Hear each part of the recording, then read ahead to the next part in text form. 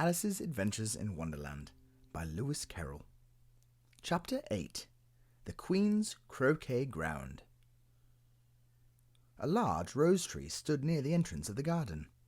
The roses growing on it were white, but there were 3 gardeners at it, busily painting them red. Alice thought it a very curious thing, and she went nearer to watch them. And just as she came up to them, she heard one of them say, "Look out now, Five. Don't go splashing paint over me like that." "I couldn't help it," said Five in a sulky tone. "Seven jogged my elbow." On which Seven looked up and said, "That's right, Five. Always lay the blame on others." "You'd better not talk," said Five. "I heard the Queen say only yesterday you deserve to be beheaded." "What for?" said the one who had spoken first. "That's none of your business, too," said Seven. "Yes, it is his business," said Five, "and I'll teach him it was for bringing the cook tulip roots instead of onions." Seven flung down his branch and had just begun, "Well, of all the unjust things," when his eye chanced to fall upon Alice, and she stood watching them, and he checked himself suddenly. The others looked round also, and all of them bowed low. "Would you tell me," said Alice, a little timidly, "why are you painting those roses?" Five and Seven said nothing, but looked at Two. Two began in a low voice, "Why, the fact is, you see, miss, this here ought to have been a red rose tree. Yeah, and we put a white one in by mistake. Yeah, and if the Queen was to find it out, we should have our heads cut off, you know. So, you see, miss, we're doing our best afore she comes to." At this moment Five, who had been anxiously looking across the garden, called out, "The Queen! The Queen!" and the 3 gardeners instantly threw themselves flat upon their faces. There was a sound of many footsteps, and Alice looked round, eager to see the Queen. First came 10 soldiers, carrying clubs. These were all shaped like the 3 gardeners, oblong and flat, with their hands and feet at the corners. Next the 10 courtiers. These were ornamented all over with diamonds, and walked 2 and 2, as the soldiers did. After these came the royal children. There were 10 of them, and the little dears came jumping merrily along, hand in hand, in couples. They were all ornamented with hearts. Next came the guests, mostly kings and queens, and among them Alice recognized the White Rabbit. It was talking in a hurried, nervous manner, smiling at everything that was said, and went by without noticing her. Then followed the Knave of Hearts, carrying the king's crown on a crimson velvet cushion, and last of all this grand procession came the King and the Queen of Hearts. Alice was rather doubtful whether she should not lie down on her face, like the 3 gardeners, but she could not remember having heard such a rule at processions, and besides, what would be the use of a procession, she thought, if the people all had to lie down upon their faces, so they couldn't see it? So she stood still where she was, and waited. When the procession came opposite to Alice, they all stopped and looked at her, and the Queen said severely, "Who is this?" She said it to the Knave of Hearts, who only bowed and smiled in reply. "Idiot!" said the Queen, tossing her head impatiently, and turning on Alice, she went on, "What's your name, child?" "My name is Alice, so please your Majesty," said Alice very politely, but she added to herself, "Why, they're only a pack of cards, after all. I needn't be afraid of them." "And who are these?" said the Queen, pointing to the 3 gardeners who were laying around the rose tree. For, you see, they were lying on their faces, and the pattern on their backs was the same as the rest of the pack. She could not tell whether they were gardeners, or soldiers, or courtiers, or 3 of her own children. "How should I know?" said Alice, surprised at her own courage. "It's no business of mine."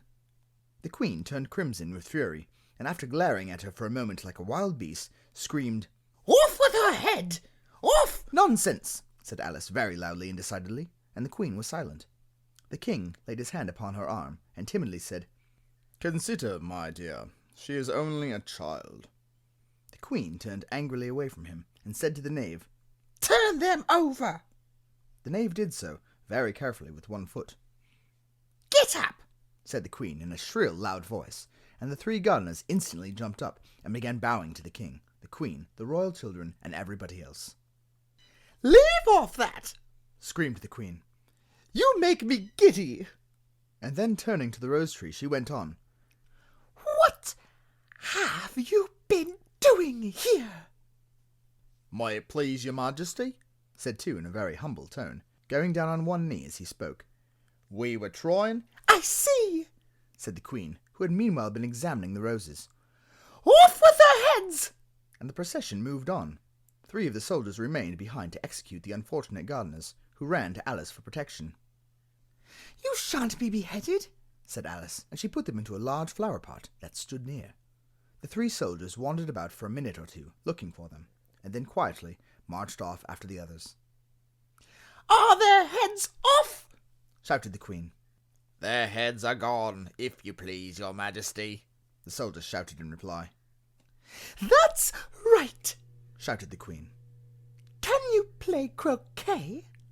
The soldiers were silent and looked at Alice as the question was evidently meant for her. Yes, shouted Alice. Come on then, roared the queen, and Alice joined the procession, wondering very much what would happen next.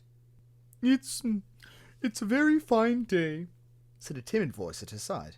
She was walking by the white rabbit, who was peeping anxiously into her face. Very, said Alice. Where's the Duchess?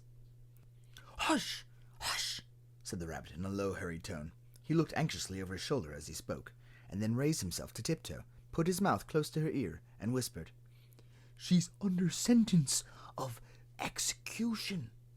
What for? said Alice. Did you say, what a pity? The rabbit asked. No, I didn't, said Alice. I don't think it's at all a pity. I said, what for? She boxed the queen's ears, the rabbit began. Alice gave a little scream of laughter. Oh, hush, the rabbit whispered in a frightened tone. The queen will hear you. You see, she came rather late, and the queen said, Get to your places, shouted the queen in a voice of thunder, and people began running about in all directions, tumbling up against each other. However, they got settled down in a minute or two, and the game began. Alice thought she'd never seen such a curious croquet ground in her life. It was all ridges and furrows. The balls were live hedgehogs, the mallets live flamingos, and the soldiers had to double themselves up and stand on their hands and feet to make the arches. The chief difficulty, Alice found at first, was in managing her flamingo. She succeeded in getting its body tucked away, comfortably enough, under her arm, with its leg hanging down, but generally, just as she got its neck nicely straightened out, and was going to give the hedgehog a blow with its head, it would twist itself round and look up in her face with such a puzzled expression that she could not help bursting out laughing. And when she had got its head down and was going to begin again, it was very provoking to find that the hedgehog had unrolled itself and was in the act of crawling away. Besides all this, there was generally a ridge or furrow in the way wherever she wanted to send the hedgehog to, and, as the doubled-up soldiers were always getting up and walking off to other parts of the ground, Alice soon came to the conclusion that it was a very difficult game indeed. The players all played at once without waiting for turns, quarrelling all the while and fighting for the hedgehogs. And in a very short time the queen was in a furious passion and went stamping about and shouting, Off with his head! Or, Off with her head! About once in a minute. Alice began to feel very uneasy, to be sure. She had not yet had any dispute with the queen, but she knew that it might happen at any minute. And then, thought she, what would become of me? They're dreadfully fond of beheading people here. The great wonder is that there's anyone left alive. She was looking about for some way of escape, and wondering whether she could get away without being seen, when she noticed a curious appearance in the air.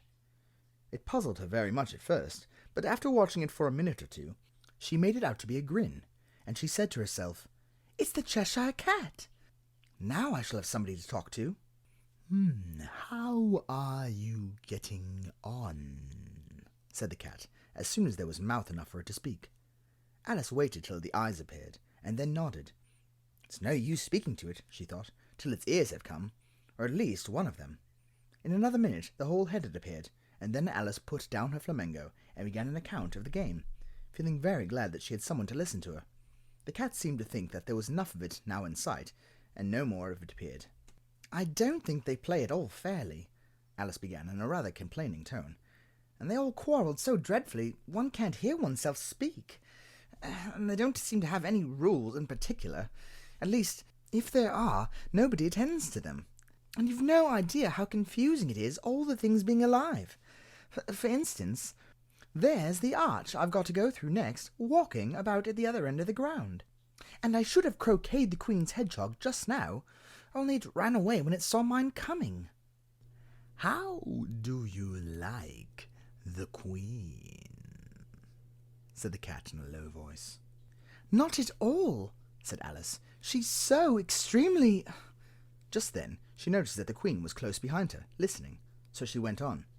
"Likely to win, that it's hardly worth while finishing the game." The Queen smiled and passed on. "Who are you talking to?" said the King, going up to Alice and looking at the cat's head with great curiosity. "It's a friend of mine, a Cheshire cat," said Alice. "Allow me to introduce it." "I don't like the look of it at all," said the King. "However, it may kiss my hand if it likes." "I'd rather not," the cat remarked. "Don't be impertinent," said the King, "and don't look at me like that." He got behind Alice as he spoke. "A cat may have a look at a king," said Alice. "I've read that in some book, but I don't remember where." "Well, it must be removed," said the King very decidedly, and he called the Queen, who was passing at the moment. "My dear, I wish you would have this cat removed." The Queen had only one way of settling all difficulties, great or small. Off with his head, she said, without even looking round. "I'll fetch the executioner myself," said the King eagerly, and he hurried off. Alice thought she might well go back and see how the game was going on. As she heard the Queen's voice in the distance, screaming with passion, she had already heard her sentence 3 of the players to be executed for having missed their turns, and she did not like the look of things at all. As the game was in such confusion that she never knew whether it was her turn or not, she went in search of her hedgehog.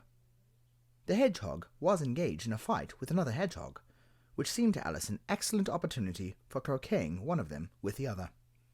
The only difficulty was that her flamenco was gone across the other side of the garden, where Alice could see it trying in a helpless sort of way to fly up into a tree. By the time she had caught the flamenco and brought it back, the fight was over, and both the hedgehogs were out of sight. "But it doesn't matter much," thought Alice, "as all the arches are gone from the side of the ground." So she tucked it away under her arm, that it might not escape again, and went back for a little more conversation with her friend. When she got back to the Cheshire Cat, she was surprised to find quite a large crowd collected round it.